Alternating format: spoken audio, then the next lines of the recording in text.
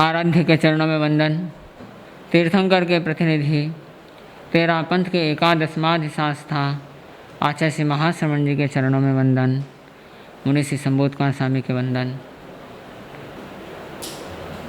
हमने ज्ञान और दर्शन के जीवन में क्या क्या स्वरूप हो सकते हैं, हमारे जीवन के साथ हम कैसे जुड़ सकते हैं, उस विषय में हमने सुना। जैन शासन के 3 महत्वपूर्ण बिंदु हैं: सम्यक ज्ञान, सम्यक दर्शन, सम्यक चारित्र। आज हम सम्यक चारित्र के विषय में जानेंगे, सुनेंगे। उससे पूर्व मुनि श्री संबोध कुमार जी स्वामी से निवेदन, गीत प्रस्तुति के लिए संबोध कुमार जी स्वामी।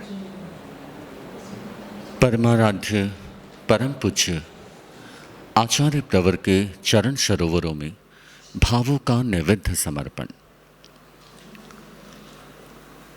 एक गीत जो आपको सम्यक चारित्र के विषय को स्पष्ट करते हुए आपको एक नए जिंदगी की तरफ जाने के लिए प्रेरित करेगा। एक ऐसा जीवन जो हमेशा एवरग्रीन खुश रंग हो। आइए सुनते हैं वो गीत। जाने कितनी सांसों का जीना यहाँ, जाने कितनी सांसों का जीना यहाँ, कौन सी है राह मंजिल है कहाँ, जाने कितनी सांसों का जीना यहाँ, जाने कितनी सांसों का जीना यहाँ। क्यों किसी को हम कभी तकलीफ दें, क्यों किसी को हम कभी तकलीफ दें, प्रेम का दरिया तो सीने में बहा,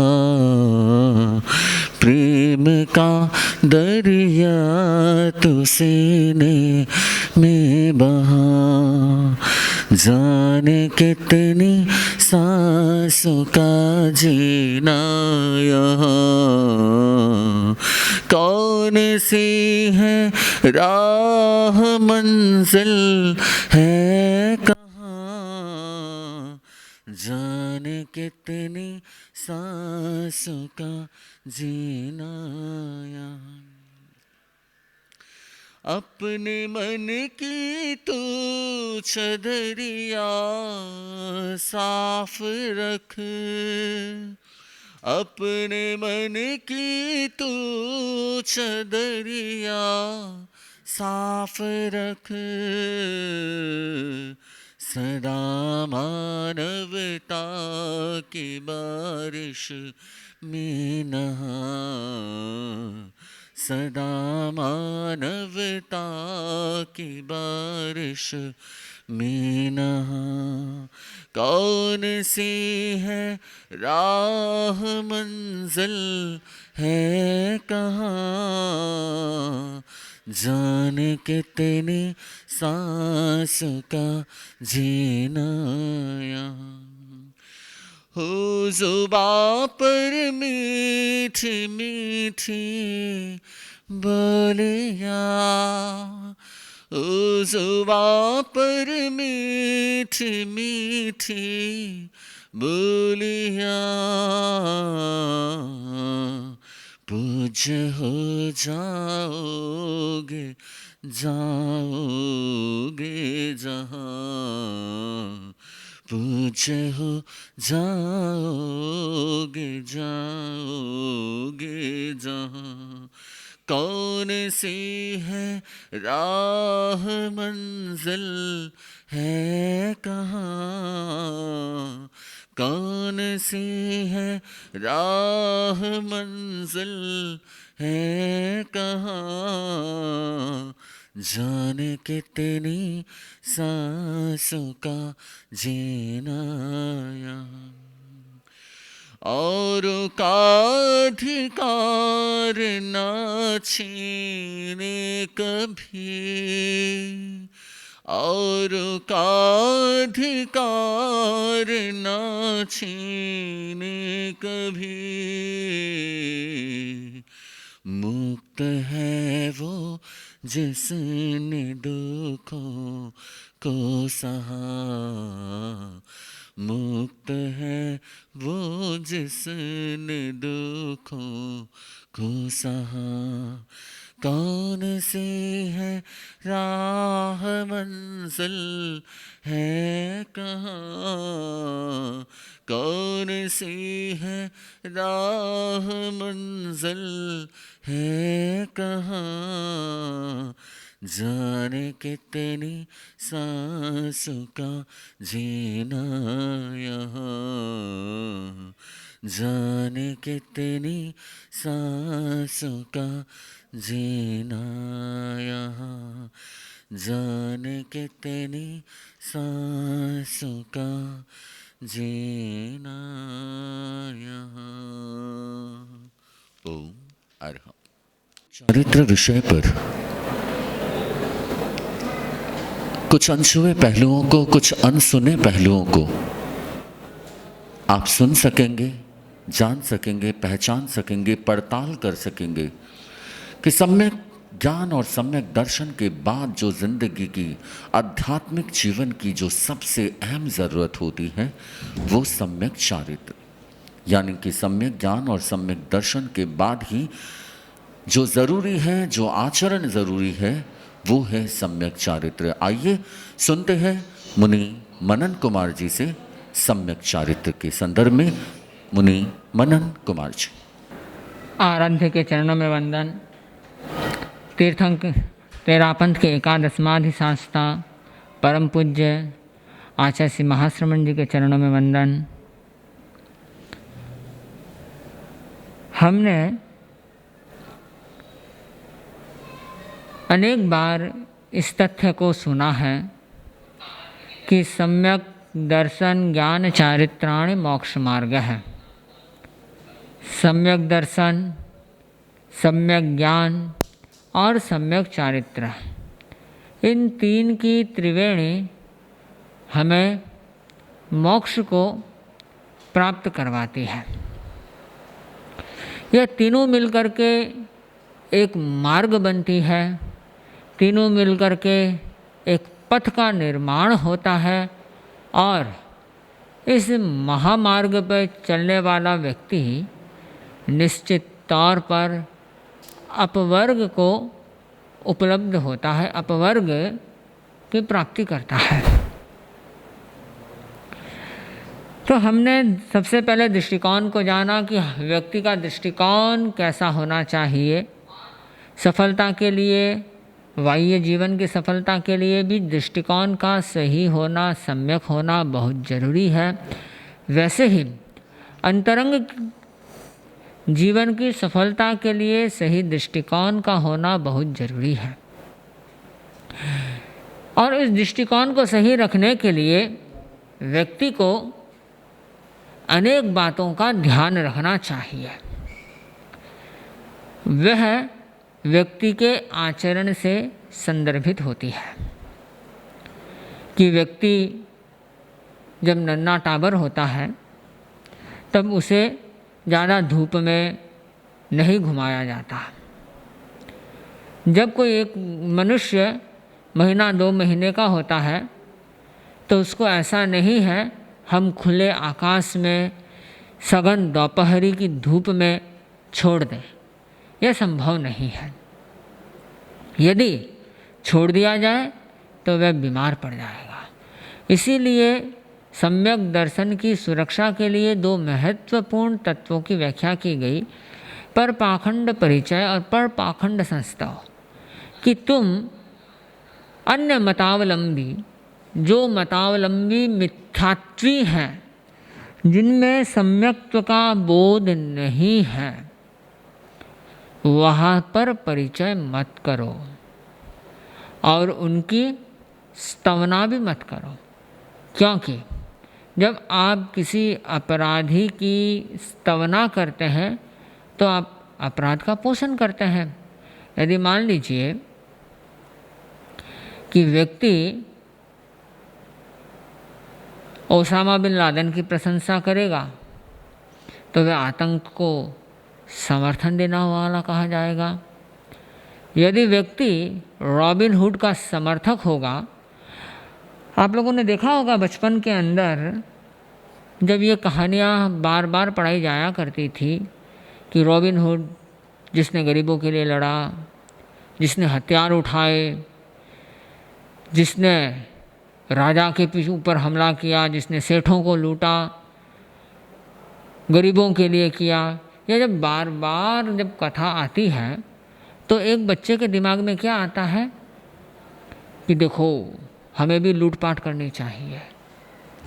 तो यह जो कथा बार बार किसी गलत चीज़ की, यहाँ पर क्या किया गया? चोरी का समर्थन, लूटपाट का समर्थन कि लूटो मारो, किसी अमीर को लूटो और गरीब का पोषण करो, चाहे वही अमीर अपने उसी जन्म में गरीब था, उसने अपने पुरुषार्थ के द्वारा अमीरी को प्राप्त किया। पर जब व्यक्ति उस रॉबिन हुड को पढ़ता है तो उसके दिमाग में क्या आता है कि आप लूटो उस अमीरों को, उन धनवानों को लूटो। तो इस प्रकार की जो परपाखंड मतलब गलत चीज़ों की परपाखंड जो मिथ्यात्वी लोग हैं, अन्य मत के मिथ्यात्वी लोग हैं, उनकी स्तवना और उनसे परिचय नहीं करना।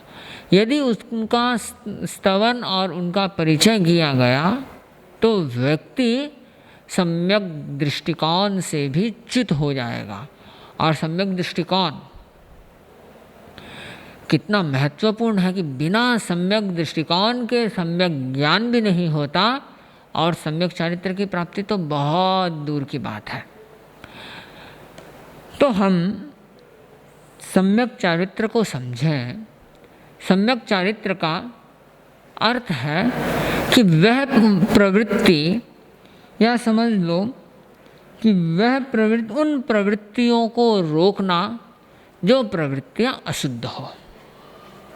ये निषेध का धर्म है कि हम उन प्रवृत्तियों को रोक दें जो अशुद्धि पैदा करते हो। एक बार एक सन्यासी के पास में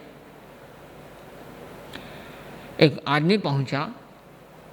उसने कहा कि बाबा जी आप क्या साधना करते हो? क्या आप ऐसी साधना करते हैं जिससे आप लोगों का उत्थान हो जाता है? क्या क्या कार्य करते हैं? और तो बाबा ने कहा कि देखो बेटा, मैं कोई कार्य नहीं करता हूँ, मेरी साधना है कि कोई काम नहीं करना। बोले क्या? बोले सभी कार्यों से मुक्त होना, ये मेरी साधना है, निकम्मा बनना। तो उसको बड़ा आश्चर्य हुआ। तो आचार्य जी ने कहा, संत बाबा ने, महात्मा ने, बेटा खड़े हो जाओ।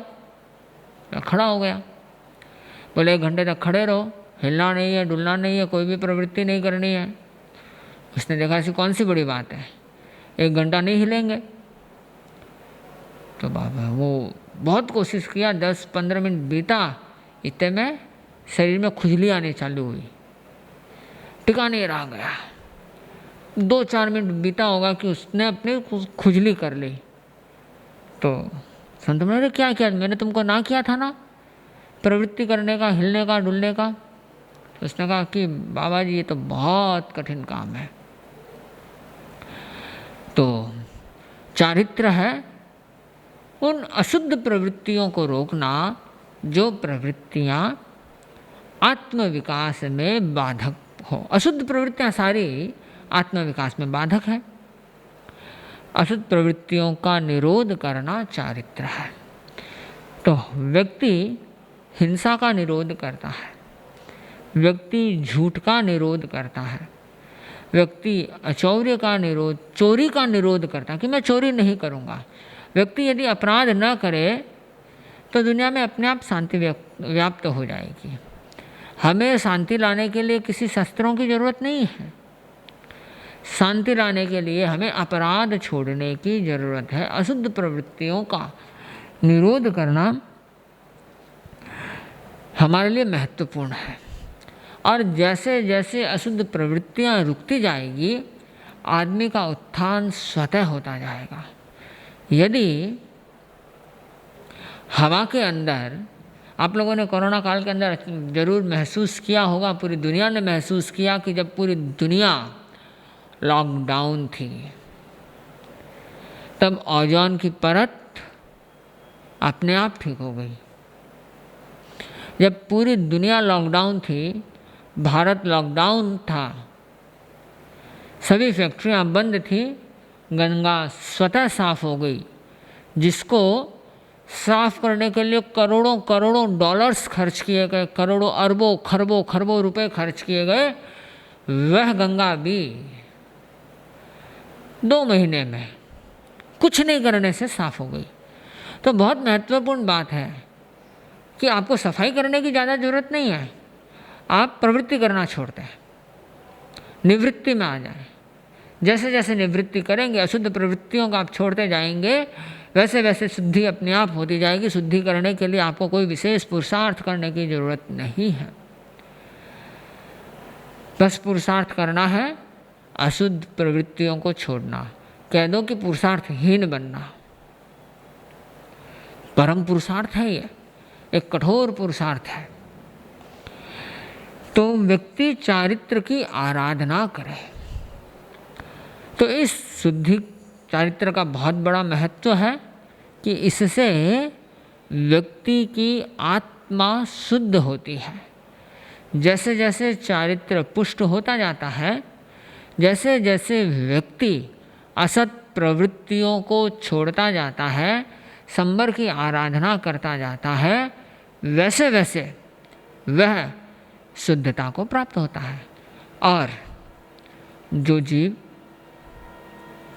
सर्व दुखों से मुक्त होना चाहते हैं, उसके लिए तो इसका अनिवार्यता है कि चारित्र की जब तक प्राप्ति नहीं होगी तब तक व्यक्ति मुक्ति को प्राप्त नहीं कर सकता।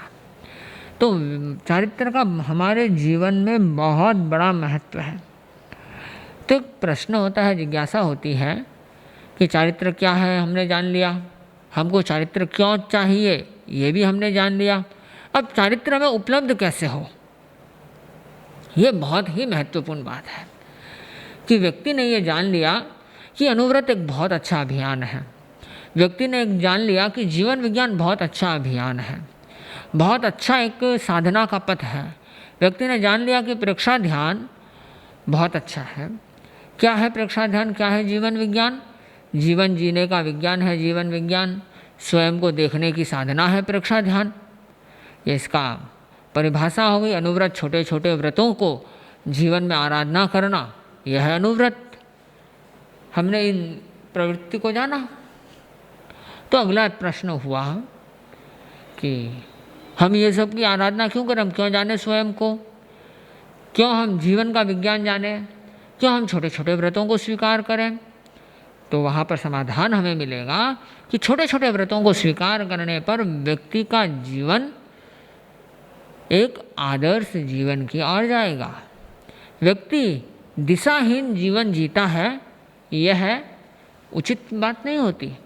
आदमी के पास में एक दिशा होनी चाहिए, जीवन में कुछ ऐसे संकल्प होने चाहिए कि मैं यह करूँगा और यह नहीं करूँगा। कुछ अपने आदर्श होने चाहिए हर मनुष्य के जीवन में कि मैं सिगरेट नहीं पीऊँगा, दारू नहीं पीऊँगा, नशा नहीं करूँगा। यह एक संकल्प है, एक आदर्श जीवन है। व्यक्ति के जीवन में यह हो कि मैं मांसाहार नहीं करूँगा। व्यक्ति के जीवन में यह प्रकल्प हो कि मैं ऐसी प्रवृत्तियों में भाग नहीं लूँगा जो प्रवृत्तियाँ राष्ट्र में विरोध पैदा करे, राष्ट्रद्रोह का कार्य करे। मैं संघ के विरुद्ध कोई कार्य नहीं करूँगा। यह एक आदर्श हुआ, ये एक संकल्प होता है, छोटे छोटे नियम होते हैं जिसे ले करके व्यक्ति एक अच्छा जीवन जीता है। इतना ही छोटा जीवन नियम ले लिया कि मैं पानी का वेस्टेज नहीं करूँगा। आप लोग देखते होंगे जब आप लोग दांतौन करते हैं, कुल्ला करते हैं और टुंटी चालू कर देते हैं, एक बार दांतौन करने में यदि टुंटी चालू की जाए तो 4 से 5 लीटर मिनिमम पानी वेस्ट होता है। और 4 से 5 लीटर पानी में आयुर्वेदिक लोग पूरा का पूरा कुंजल करवा देते हैं कि वह प्राकृतिक पूरा पानी पी करके निकाल करके पूरा शोधन करके 5 लीटर में हो जाता है। मुंह साफ करना तो आधा पौन लीटर में काम हो जाता है। तो वहाँ पर वेस्टेज, तो एक आदमी ने संकल्प ले लिया कि मैं कुल्ला करूँगा तो डायरेक्ट टुंटी से नहीं करूँगा। व्यक्ति ने छोटा सा संकल्प ले लिया कि मैं व्यर्थ की बिजली का उपयोग नहीं करूँगा। व्यक्ति ने छोटा सा संकल्प ले लिया कि मैं झूठ नहीं बोलूँगा।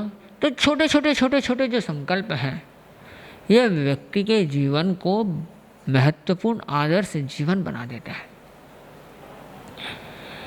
वैसे ही जीवन विज्ञान है कि जीवन जीने की कला और प्रेक्षा ध्यान। तो प्रश्न होता है कि हम ये करें कैसे। तो चारित्र के विषय में ये प्रश्न आएगा कि हम चारित्र को प्राप्ति कैसे करें। चारित्र हमारे लिए बहुत महत्वपूर्ण चीज़ है, तो हम उसे प्राप्त कैसे करें। तो उसके समाधान में आता है कि व्यक्ति जब अनंतानुबंधी क्रोध, मान, माया, लोभ, अप्रत्याख्यान क्रोध, मान, माया, लोभ और प्रत्याख्यान क्रोध, मान, माया, लोभ, इन 12 चीज़ों को, चारित्र मोह की इन 12 प्रकृतियों को तथा सम्यक्त प्राप्ति के लिए जो हमें साथ चाहिए ही, अनंतानुबंधी चतुष्क और दर्शन मोह की 3 प्रकृतियों का क्षय या क्षयोपशम, उसके साथ में अप्रत्याख्यान क्रोध, मान, माया, लोभ और प्रत्याख्यान क्रोध, मान, माया, लोभ, 12, 3, 15। इन 15 प्रकृतियों का जब क्षयोपशम होता है तब व्यक्ति चारित्र को प्राप्त करता है। कि व्यक्ति अपने क्रोध का उपशमन करे, ये तात्विक भाषा हो गई, परिभाषा। अब व्यक्ति अपने क्रोध का उपशमन करे, व्यक्ति अपने अहंकार का उपशमन करे, व्यक्ति अपने लोभ का उपशमन करे, व्यक्ति माया को शांत करे, माया छलना न करे, क्रोध न करे, इसकी और वह प्रस्थान करे। इस कारण वह सत्संगति करता है। तो व्यक्ति यह देखे कि वह अनंतानुबंधी क्रोध, मान, माया, लोभ में है तो उससे नहीं होगा। आप देखिए कि यदि आपके क्रोध 1 साल से ऊपर रहता है किसी के प्रति तो वह सम्यक्त्व की हानि कर लेगा, और 4 महीने से ऊपर रहता है तो वह श्रावकत्व की हानि कर लेगा, और 15 दिन से ऊपर रहता है तो वह साधुत्व की हानि कर लेगा। इसलिए आप ये देखें कि क्रोध आपका कितना दिन टिका रहता है, अहंकार कितना दिन टिका रहता है, लोभ कितना दिन टिका रहता है, पर्टिकुलर। ऐसे नहीं है कि बार बार चेन हो सकती है बहुत लंबी हो, पर वह जो पर्टिकुलर बंच है वह बंच कितने का रहेगा। यदि वह बंच इतना तीव्र है कि व्यक्ति हिंसा की पराकाष्ठता में चला जाता है, व्यक्ति वर्षों वर्ष क्रोध करता रहता है, तो उसका सम्यक्त चला जाएगा। इसका बहुत अच्छा उदाहरण अपने सामने है भगवान पार्श्व और कमठ कुमार। कमठ की स्थिति आप देखिए कि अच्छा विद्वान पंडित था, पर क्रोध तापस बन गया, तपस्या करता, सब कुछ करता, पर अंदर क्रोध जल रहा था, तो उसके सम्यक्त की हानि हो गई। सम्यक्त्व तो था ही नहीं सा, यदि उसके सम्यक्त्व की प्राप्ति नहीं हुई उसे। एक घटनाक्रम आता है, एक बार एक गांव में दो बहुत अच्छे मित्र रहते थे और दोनों ही नगर के अच्छे धनवान वणिक थे, सेठ थे,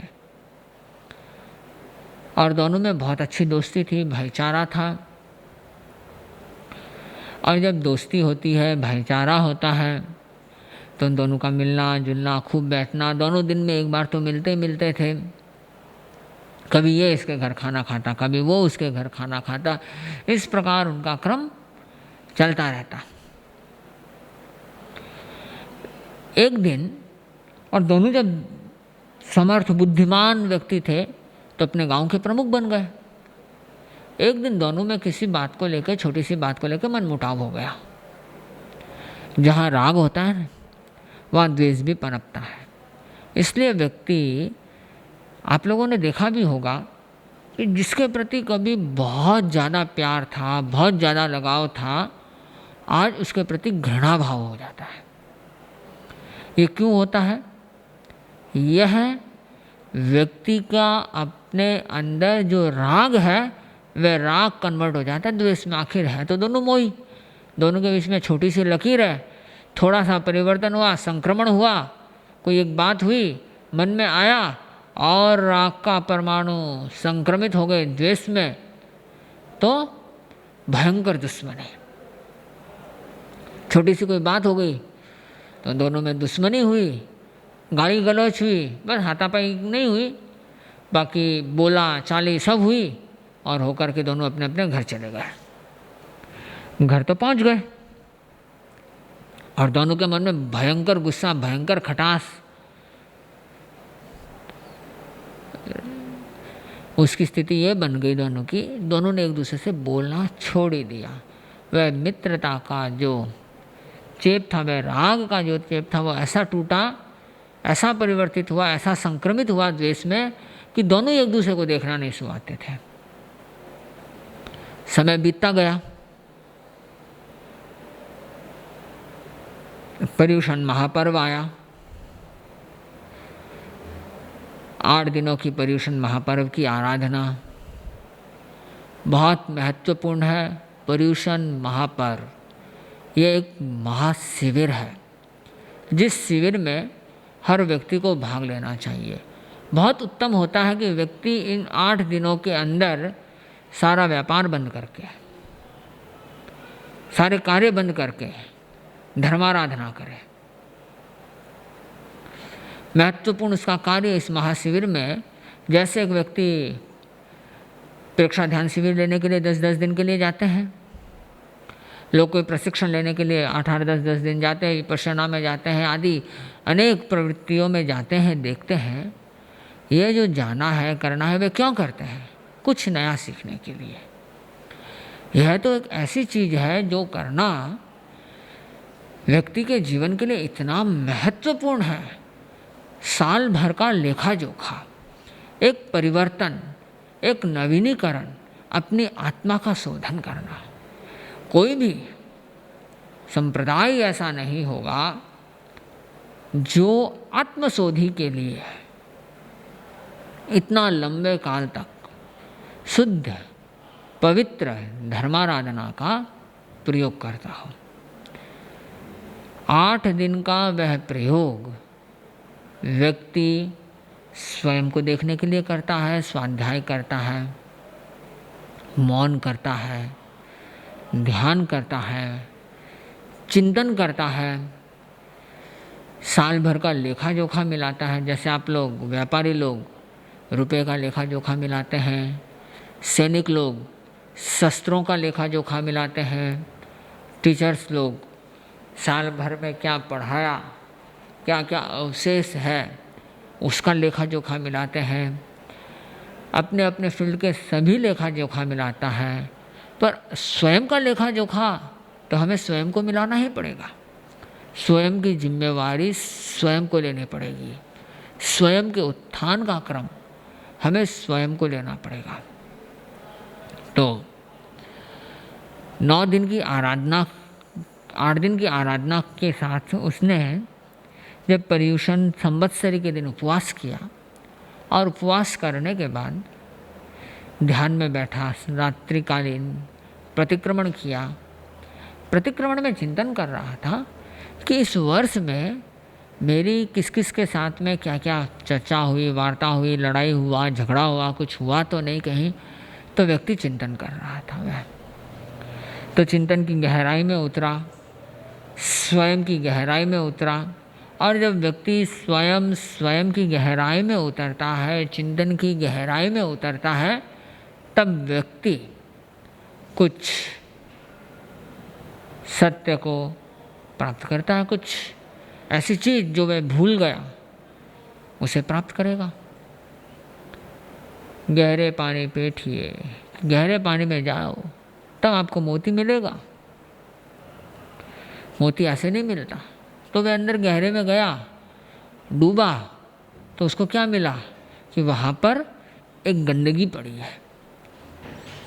तो उसने देखा, अरे ये गंदगी मेरे तनाव को ख़राब कर देगी, ये गंदगी मेरी आत्मा को ख़राब कर देगी। इस गंदगी को यदि मैं रखूँगा, इस क्रोध द्वेष की गंदगी को, तो मेरी बर्बादी हो जाएगी, मेरी आत्मा पतित हो जाएगी। तो उसने उस शल्य को, उस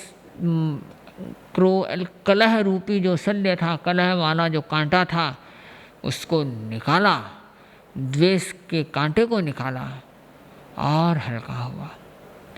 अब द्वेष के कांटे को तो निकाल दिया, अब क्या किया जाए? तो जाकर के माफ़ी मांगो। जब व्यक्ति माफ़ी मांगने के लिए जाता है ना, व्यक्ति अपने हार्ट की कई ब्लॉकेजें खोल देता है। हार्ट ब्लॉकेज का एक बहुत बड़ा कारण है ये द्वेष भाव, घृणा, चिंता। और चिंता, द्वेष, ये सब क्षमा के अभाव में होता है। व्यक्ति के अंदर जब तक क्षमा का भाव नहीं पनपता, क्षमा नहीं उत्पन्न होती, तो वह घृणा, द्वेष इसमें जीता है। और जीने के पश्चात उसकी प्रवृत्ति परिवर्तन भी ऐसे होते हैं कि व्यक्ति शारीरिक तौर से भी गिरता जाता है और आत्मा से तो गिरना ही है। सबसे पहला असर खुद पर ही होगा, आत्मा पर होगा। माचिस की तिल्ली जला दी जाए, सामने वाला जंगल जले न जले, समुद्र में आग लगे न लगे, पर वह तिल्ली स्वयं जल जाती है। तो व्यक्ति द्वेष अपने अंदर कितना ही अपने अंदर द्वेष करता रहे, तो वह स्वयं से इतना जलता हुआ जाता है कि वह स्वयं पतन की ओर चला जाता है। तो व्यक्ति, उसने इतना चिंतन किया, उसने शल्य को निकाला और निकाल करके उसने कहा कि शल्य निकल गया तो इसका प्रयोग भी होना चाहिए। तो वह उठा, दूसरे दिन गया पारणा कर सवेरे सवेरे, और उसने अपने दोस्त से क्षमा मांगी। कहा कि मित्र, इस बार बहुत बोलाचाली हो गई, हम दोनों परम मित्र थे, पर जो भी हो बोलाचाली हो गई, अब मैं क्षमा याचना करता हूँ। उस पुरानी चीज़ को भूल करके हम पुनः सहज जीवन जिए। तो उसने भी कहा, हाँ भाई, खमत खावड़ा, तुमसे भी खमत खा। पर मन में आया था, झूठा आदमी मेरे से क्षमा मांगने के लिए आया, ढोंग करता है, फालतू का क्षमा मांगता है। अंदर तो घृणा भरी होगी उसने मुझे ऐसा बोला, उसने वो बोला। अब उसने क्या बोला क्या नहीं बोला उसका तो वो सामने वाला जानता है, पर इसके मन में जो द्वेष भाव था वो और ज़्यादा भड़क उठा। और जैसे ये द्वेष भड़का, वह और पतन की ओर चला गया। समय बीतता गया और दोनों के झगड़े ने गांव में पहले 2 फाड़क तो कर ही दिए थे। अब ये शांत हुआ तो गांव वापस थोड़ा थोड़ा अच्छा होने लगा। एक दिन की बात है, वहाँ पर गांव में एक केवली भगवान पधारे कि सभी केवली भगवान के दर्शन करने के लिए गए। और गांव के सभी लोग बड़े खुश थे, कि आज हमारे गांव में केवली भगवान पधारे हैं, हमारे प्रश्नों का हमें समाधान देंगे। केवली भगवान के दर्शन होना, उनसे प्रवचन सुनना, स्वयं के भूत और भविष्य को जानना कितना अच्छा लगता है। हम भी कई बार सोचते हैं कि केवली भगवान होते हैं तो शायद जैन संप्रदाय इतने नहीं होते हैं, शायद दुनिया में इतनी लड़ाई झगड़े का काम नहीं होता है। एक केवली भगवान मिल जाए तो कितना शांति, कितना सुख, सर्वज्ञ के सानिध्य की जब प्राप्ति होती है तो लोग बड़े प्रसन्न थे सर्वज्ञ के सानिध्य में जा कर के, और सब अपने प्रवचन सुने। प्रवचन सुनने के बाद में एक व्यक्ति ने जिज्ञासा करी कि प्रभु, हमारा गांव रत्नों से भरा पड़ा है, यहाँ ऐसे ऐसे मनुष्य रत्न हैं, ऐसे ऐसे श्रावक रत्न हैं जो श्रावक गण ज्ञान में, ध्यान में, तपस्या में, चर्चा में, तत्व के बोध में बहुत आगे है। हर प्रकार के श्रावक हैं। ऐसे श्रावक हैं जो किसी अन्य मतावलंबी से भी चर्चा करे तो सही सम्यक उत्तर दे सकते हैं। कोई यदि किसी से तत्व का ज्ञान करना हो तो तत्व की गहरी बातें हमें बता सकते हैं। ऐसे भी कई श्रावक हैं जो बहुत उच्च स्तर के ध्यान के साधक हैं। ऐसे भी बहुत से लोग हैं जो मास खमण की तपस्या करते रहते हैं, तो शील व्रत का पालन करते हैं। बहुत पवित्र है हमारा यह गांव। ऐसे महान लोग हैं। इनमें से हमें एक चीज़ जाननी है कि इस गांव में सबसे बड़ा धार्मिक कौन, सबसे उच्च स्तर वाला धार्मिक कौन। उसने सोचा कि सब जानते थे कि वह जो दूसरा वाला दोस्त था, जिसके पास वह क्षमा मांगने के लिए गया था, तो वह सबसे ज़्यादा धार्मिक है। वैसा धार्मिक गांव में कोई नहीं था, क्योंकि वह मास खमन करता रहता, अठायों तप करता रहता, खूब तप की लोगों को भी प्रेरणा देता और खूब तपस्या करता, भूखा रहता। आम जन में ये बहुत अच्छी धारणा है कि भूखे रहो, उपवास कर लो, बेला कर लो, मांस खमन कर लो, 50, 60, 100 की तपस्या कर लो, अरे बड़ा अच्छा काम कर लिया, सब कुछ हो गया। तो सबने देखा कि वही आएगा, उसका ही नाम आएगा। तो भगवान ने कहा कि तुम्हारे गांव में सबसे बड़ा धार्मिक व्यक्ति वो आदमी है। बोला कैसे प्रभु, ये तो देखो इतनी तपस्या करता है, इतनी साधना करता है, ये क्यों नहीं है। और धार्मिक का सबसे अच्छी सुंदर कसौटी है, क्योंकि वो तो सर्वज्ञ है। वह सर्वाधिक धार्मिक जो जल्दी मोक्ष जाए। पहले मोक्ष कौन जाएगा, तो उसकी और भगवान ने इशारा किया कि सबसे पहले मोक्ष वो जाएगा। बोला प्रभु क्यों, तपस्या ये करता है, उसे तो तपस्या भी नहीं होती है इतनी। ठीक है, वह अच्छा स्वाध्यायी है, अच्छा भला सा आदमी है, पूरे गांव में उसकी अच्छी पैठ है, ये सब चीज़ें है, पर तपस्या तो यह करता है। तब भगवान ने कहा कि देखो, यह जो व्यक्ति तपस्या कर रहा है, इनके पीछे एक बार ऐसी घटना घटी थी और दोनों के बीच में झगड़ा हुआ था। ये उससे क्षमा मांगने गया, ये तो मन से क्षमा मांग लिया और इसके मन में आज भी वो शल्य है। ये दूसरा वाला जो तपस्या करता है ना, वह शल्य मुक्त नहीं हुआ। कसाय मुक्ति किन मुक्ति रहे वह, कि हम क्रोध, मान, माया, लोभ इनसे मुक्त हो तो मुक्ति मिलेगी। ये तो अंदर पड़ा है और भूखा बेचारा शरीर को दुख भी दो और इनको साफ नहीं करें तो क्या फ़ायदा। वो तो वास्तव में शरीर को दुख देना हुआ, अपने आप को दुख देना हुआ, हिंसा करनी हुई। व्यक्ति का उद्देश्य होता है कि वह क्रोध, मान, माया, लोभ इनका क्षय करने के लिए, कर्मों का क्षय करने के लिए, अशुभ कर्मों का क्षय करने के लिए मैं तपस्या करूं। पर इसके मन में इतना द्वेष है, इतनी घृणा है, इतना शल्य गहरा हो चुका है कि वह उससे क्षमा याचना नहीं कर पाएगा। तो वह तो तीसरे भाव में ही मोक्ष चला जाएगा। तो पूछा कि यह क्यों नहीं जाएगा, यह कितने भाव में जाएगा? तो यह जब अपने घर जाएगा ना, तो इसका घोड़ा जिस पेड़ के नीचे रहेगा उतने भाव इसको लगेंगे। तो उसको बड़ी खुशी हुई कि मेरा घोड़ा तो रोज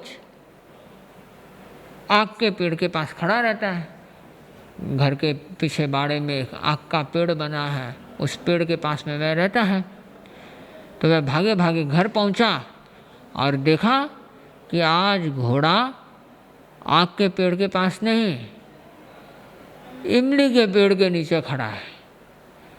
और इमली के हर गुच्छे में कितने पत्ते होंगे, हरा भरा इमली का बड़ा सारा पेड़, हजारों लाखों लाखों छोटे छोटे पत्ते होंगे उसमें। तो हम देखें कि ये क्रोध जो वर्ष भर से ऊपर टिकता है, शल्य है, यह हमारे चारित्र में सबसे बड़ा बाधक तत्व है।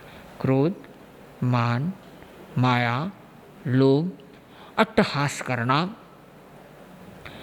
धर्म के प्रति अनुत्साह रहना, तीव्र घृणा भाव होना, तीव्र वासना का होना, तीव्र द्वेष का तीव्र भय होना, ये सारे के सारे हमारे चारित्र की उपलब्धि में बाधक तत्व है। हम इन बाधक तत्वों को हटा लें। रोज हम अनुप्रेक्षा करें, चिंतन करें कि यह यदि हमें चारित्र की उपलब्धि करनी है तो हमें इन सबसे मुक्त होना है। और इन सबसे मुक्त होने का बहुत सुंदर मार्ग है जीवन विज्ञान और प्रेक्षा ध्यान। कि व्यक्ति अपनी कसायों को मुक्त करे, स्वयं चिंतन करे, अनुप्रेक्षा करे कि मुझे अपने संस्कारों को बदलना है, क्षमा भाव करे, परिक्रमा में, निंदा में, गरिया में, अपाणम बोशिरा में प्रतिक्रमण करे, निंदा करे, गर्हा करे, अपने दुष्प्रवृत्तियों के और अपनी आत्मा को उनसे दूर करता जाए, मिच्छामि दुक्कड़म मिथ्या हो मेरे दुष्कृत, इसका प्रयोग करता रहे, तो व्यक्ति निरंतर चारित्र की ओर बढ़ने की ओर अग्रसर हो जाता है। फिर उसको चारित्र की प्राप्ति होती है। चारित्र का सीधा सा स्वरूप है साधुत्व की प्राप्ति होना। साधु बनना पूर्ण चारित्र की प्राप्ति है और श्रावक का रहना देश चारित्र, चारित्र का अंश वानगी, उसकी प्राप्ति है। तो संपूर्ण चारित्र तो साधु बनने पर ही होगा। और संकल्प करें कि हमें संपूर्ण चारित्र की आराधना करता है। स्वयं न बन सके तो अपने संतान को प्रेरणा दे कि वह संपूर्ण चारित्र की आराधना करे। आप देखिए कि जो व्यक्ति चारित्र की आराधना नहीं करता वह उत्कृष्टतः अनंत अनंत भाव में भड़क सकता है। जो श्रावक पने का पालन करता है तो टीकाकार कहते हैं कि उत्कृष्टतः वह असंख्य भाव कर सकता है। और जो चारित्र की पालन करता है, देश चारित्र वाला असंख्य भाव और सर्व चारित्र वाला मैक्सिमम 15 भाव। तो आप लोग, जो व्यक्ति उत्थान चाहता है स्वयं का, जो व्यक्ति सर्व दुखों से मुक्त होना चाहता है, वह ये चिंतन करे कि वह किस पथ पर बढ़ना चाहता है। भगवान ने चारित्र के अनेक भेद बताए। चारित्र के कुल 5 भेद हैं। 25 बोल में हम पढ़ते हैं। 25वां बोल चारित्र 5, सामायिक चारित्र, छेदोपस्थापनीय चारित्र, परिहार विशुद्धि चारित्र, यथा सूक्ष्म संप्राय चारित्र और यथाख्यात चारित्र। यह 5 चारित्र है। अब हम इन 5 चारित्र की संक्षेप में कुछ व्याख्या करें। सामायिक चारित्र मतलब सावध्य योग, सावध्य सर्व सावध्य प्रवृत्ति का 3 करण 3 योग से त्याग करना सामायिक चारित्र है। व्यक्ति सामायिक के अंदर यह समता का प्रथम कदम है, समता की साधना का। और जैसे कहा गया कि चारित्र क्या है, सर्व अशुद्ध प्रवृत्तियों को रोकना। तो हमने सबसे पहले सर्व अशुद्ध प्रवृत्तियों को रोकने का संकल्प ग्रहण कर लिया कि मैं सर्व प्रकार की अशुद्ध प्रवृत्तियां नहीं करूँगा, मैं किसी भी प्रकार की अशुद्ध प्रवृत्तियों का आचरण नहीं करूँगा। यह है सामायिक चारित्र। सामायिक चारित्र के बाद छेदोपस्थापनीय चारित्र, यह भी सामायिक चारित्र के बाद आता है। और इसमें व्यक्ति यह जो अपने नियम लेता है ना, उसको खोल खोल करके तोड़ तोड़ करके ज्ञात करता है कि मुझे हिंसा नहीं करनी है, न सूक्ष्म जीवों की, न बादर जीवों की, न त्रस की, न स्थावर की। इस प्रकार एक एक चीज़ खोल खोल के 3 करण 3 योग से वह त्याग करता है, संकल्प ग्रहण करता है कि हिंसा नहीं करूँगा, झूठ नहीं बोलूँगा, चोरी नहीं करूँगा, अब्रह्म का सेवन नहीं करूँगा, परिग्रह नहीं रखूँगा और रात्रि भोजन का वर्जन करूँगा। ये 6 नियम वह सामायिक चारित्र वाला लेता है। छेदोपस्थापनीय चारित्र वाला इन 6 नियमों को लेता है। तो सामायिक चारित्र से छेदोपस्थापनीय चारित्र में आने का यह पथ है, मार्ग है। तो जाना गया कि दोनों में अंतर क्या है। ऐसे दोनों में कोई विशेष अंतर नहीं है, दोनों ही एक ही भूमिका के हैं। एक में हमने विस्तार से खोल खोल के त्याग किया, एक में हमने बिना खोले त्याग किया।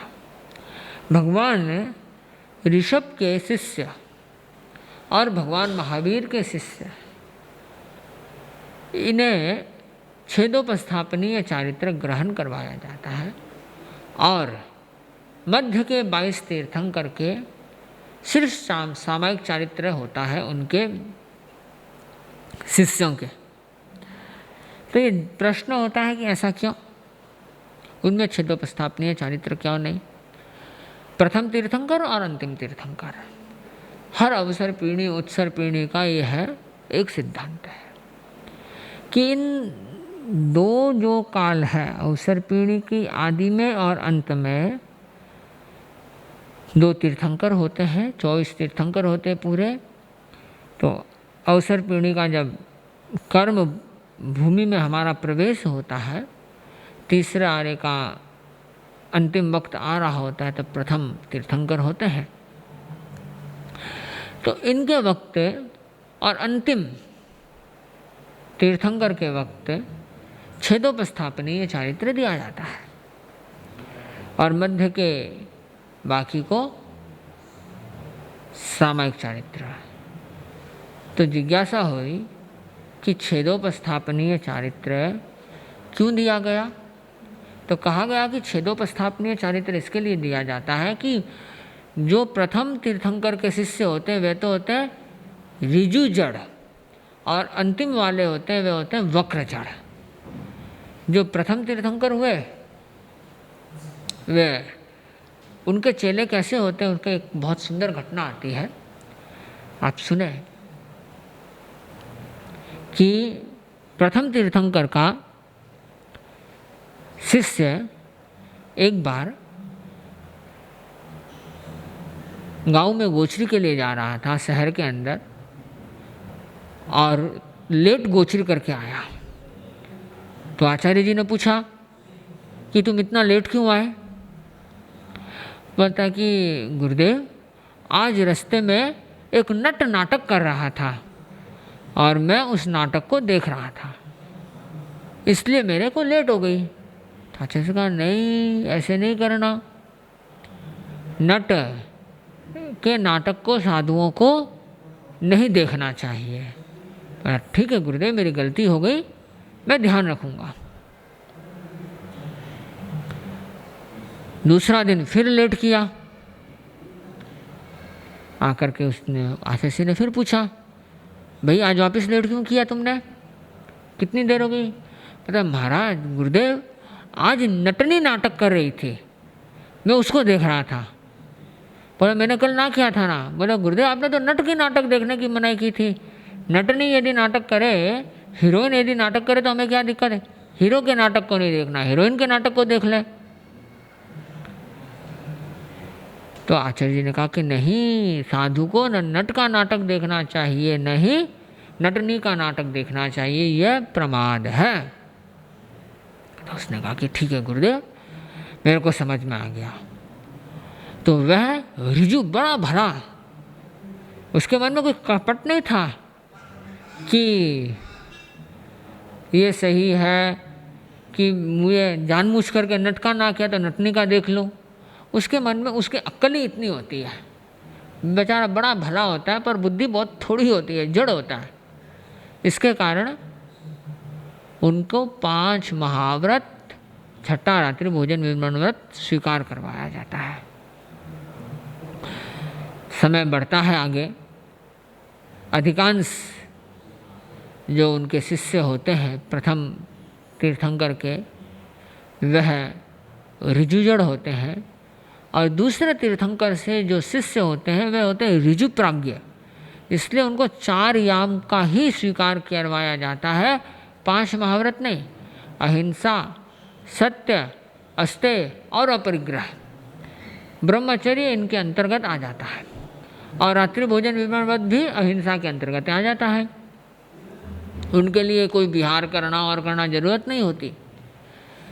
तो पर महावीर जब 24वां तीर्थंकर होते हैं तो पुनः 5 महाव्रत और छठा रात्रि भोजन विवरण व्रत को स्वीकार करवाया जाता है, क्योंकि यहाँ के जो शिष्य होते हैं वे होते हैं वक्र जड़। बुद्धि तो होती है कम और होते टेढ़े मेढ़े। जब बुद्धि हो कम और हो टेढ़े मेढ़े तो उनके लिए ज़्यादा नियम बनाने पड़ते हैं।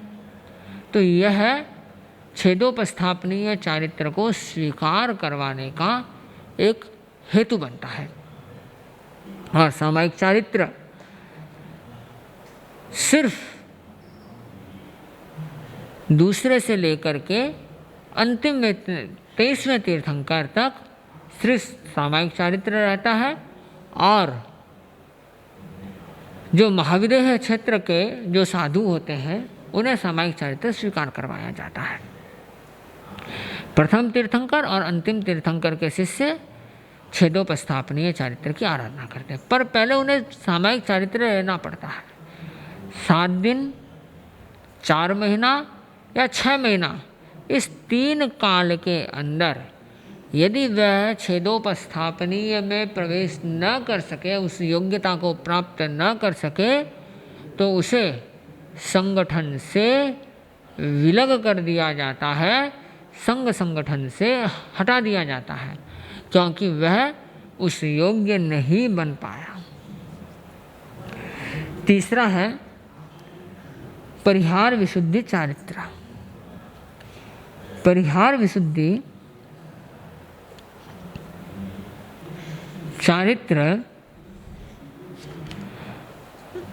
में व्यक्ति तपस्या करता है, तप की आराधना करता है, और इसमें कुल 9 सदस्य होते हैं, और वे जो 9 सदस्य होते हैं वह विभिन्न प्रकार की तपस्या करते हैं, साधना करते हैं, और आत्मशुद्धि के लिए वह तप की आराधना करते हैं।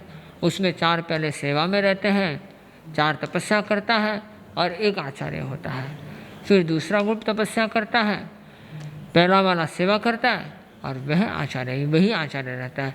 फिर वह 8 उस आचार्य की सेवा करता है, आचार्य की सेवा करते हैं, और आचार्य तप की आराधना करता है। तो यह अपने आप में तप की विशेष आराधना करते हैं कि इसके अंदर ग्रीष्म ऋतु में बेला बेला उपवास, कम से कम उपवास, फिर बेला, फिर तेला, उत्कृष्ट यह सिस्टम होता है।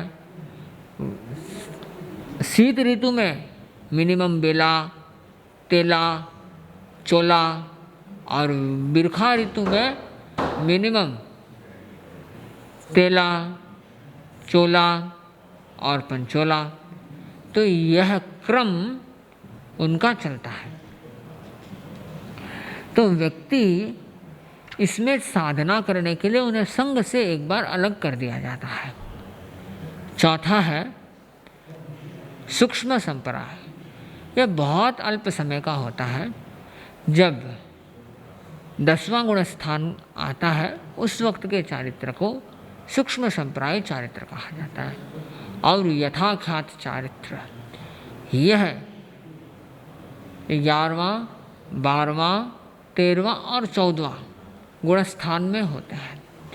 यह जो क्रम है कि व्यक्ति वीतरागता को जब प्राप्त करता है, राग द्वेष को समाप्त करता है, साधना के चरम की स्थिति में पहुंचने लगता है, तब यथाख्यात चारित्र की उपलब्धि होती है। और यथाख्यात चारित्र की उपलब्धि के पश्चात ही, यथाख्यात चारित्र की स्थिति में, उसके अंतिम क्षणों में ही व्यक्ति के शैलेशी अवस्था आती है और वह कर्मों को छीण करके मोक्ष की ओर चला जाता है, सर्व कर्मों से मुक्त हो जाता है। तो व्यक्ति सामायिक चारित्र से अपनी यात्रा करता है।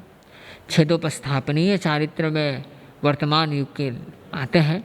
इस छेदोपस्थापनीय चारित्र के भी 2 प्रकार हैं, एक सातिचार, एक निरतिचार। सातिचार जो छेदोपस्थापनीय चारित्र है, उसके अंदर क्या होता है कि एक साधु है, वह गलती करता है, प्रमाद करता है, ऐसा प्रमाद करता है कि उसे संग से अलग कर दिया जाता है, कि या वह संग से अलग हो जाता है, प्रमादी होता है। प्रमाद बहुल होने के कारण उसे अतिचार का वह सेवन करता है। तो अतिचार, दोष, पाप का सेवन करने वाले को संगठन से अलग किया जाता है या वह संगठन से अलग हो जाता है। तो उस व्यक्ति को वापस पुनः नई दीक्षा जो दी जाती है तो छेदोपस्थापनीय चारित्र की दी जाती है, न कि सामायिक चारित्र की। और दूसरा निरतिचार कि जो भगवान पार्श्व के 23वें तीर्थंकर के जो शिष्य 24वें तीर्थंकर के कार्यकाल में आकर के दीक्षित होते हैं, उनके शासन में आते हैं, नव दीक्षित होते हैं, वे उनको अतिचार, उनको जो छेदोपस्थापनीय चारित्र दिया जाता है वह निरतिचार होता है, दोष रहित होता है। तो यह एक क्रम बनता है। अब हम ये देखें कि यह एक जिंदगी में कितनी बार आ सकते हैं। तो हम कुल मिलाकर के इसके ऊपर देख लें कि अनेक भवों को मिलाकर के व्यक्ति जगन्यतया सभी चारित्र, अनेक भवों को मिलाने पर एक भव में जगन्यतया 1 बार, उत्कृष्टतः सामायिक चारित्र 900 बार आ सकता है, छेदोपस्थापनीय चारित्र 120 बार, परिहार विशुद्धि 3 बार, सूक्ष्म संप्राय 4 बार और यथाख्यात चारित्र 2 बार एक जीवों को प्राप्त हो सकता है। ये एक भव की स्थिति है। और अनेक भव की स्थिति में सामायिक चारित्र 7,200 बार, छेदोपस्थापनीय 960 बार, परिहार विशुद्धि 7 बार, सूक्ष्म संप्राय 9 और यथाख्यात 5 बार आ सकता है। तो यह एक क्रम बनता है। तो हम सही चारित्र की आराधना करें, सम्यक चारित्र की आराधना करें, स्वयं पूर्ण चारित्र न ले सकें तो औरों को प्रेरणा दें कि वे चारित्र की आराधना करें, जिससे वे 15 भव के अंदर तक सीमित हो सकें। इसी के साथ ओम अरहम सुने मंगल पाठ। अरहंते शरणं पवंजामि, सिद्धे साहु शरणं पवंजामि, केवली पन्नत्तम धम्मम शरणं पवंजामि, विघ्न हरण मंगल करण स्वाम भिक्षुणो नाम गुणो लक स्मरण किया, सर अचिंत्या काम, सर अचिंत्या काम। ओम अरहम।